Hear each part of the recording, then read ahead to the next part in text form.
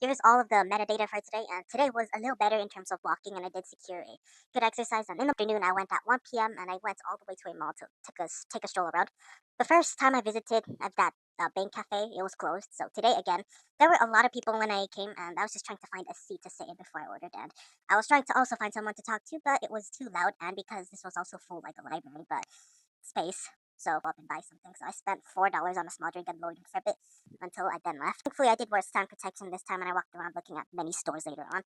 There was a girl vendor, but they were not there today, but there were still those same snacks. And I also saw a few other familiar faces as I was walking around, but nonetheless, that was a great walking exercise, but I still wanted to find a local conversation with somebody around. So I waited till 5 p.m. when it should be a little quieter, but during then, some other things is that my sister's boyfriend gave me a bowl from Cava, and it was one of some rice, the meat, feta cheese, and green leaf vegetables, and it tasted great in my opinion. My boyfriend told me that he still wanted to get me one, so he insisted, so I then said yes. My sister was also adamant on tracking me as I walked around throughout the day. Later on, when I was eating that, I did watch some random ghost video that I'll link later. But later on, I went on Minecraft for some raid farm that I got distracted while watching on YouTube, wherein I needed 2,000 blocks in total for snow. So I used that duper method, which I'll also link down below for my Bedrock users under raid farm.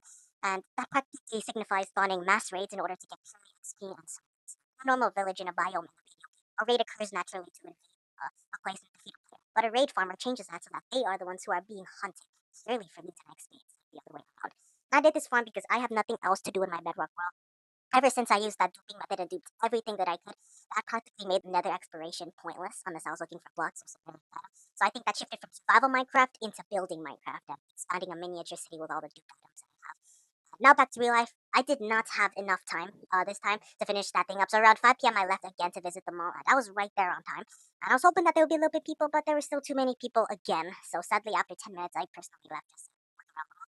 There was this one girl of whom I initially saw the second time walking to the mall, of whom I wanted to talk. But she was some restaurant employee, but she despawned when I came back to the cafe. I did visit a mini so store after, and I saw some very cheap snacks that I want, but I like them, and there are also some chargers too. But I am too full on both of those right now, so I might visit there later on. I have no idea. And I think I also saw a few other familiar faces of whom I heard. I also think I saw Abby with her friend too. I saw them before I exited, and I think this was from my Spanish class. But there's another two familiar faces if any of your friends are watching right now, or her is watching. But eventually, I knew I was gonna get burned from the sun, so I just went back home. And earlier then, I did call my mom on what food to eat since I was pretty hungry. But she said she's gonna get some expensive food, but only if her schedule permits it. But it's already pretty late, so I don't believe that she's going to.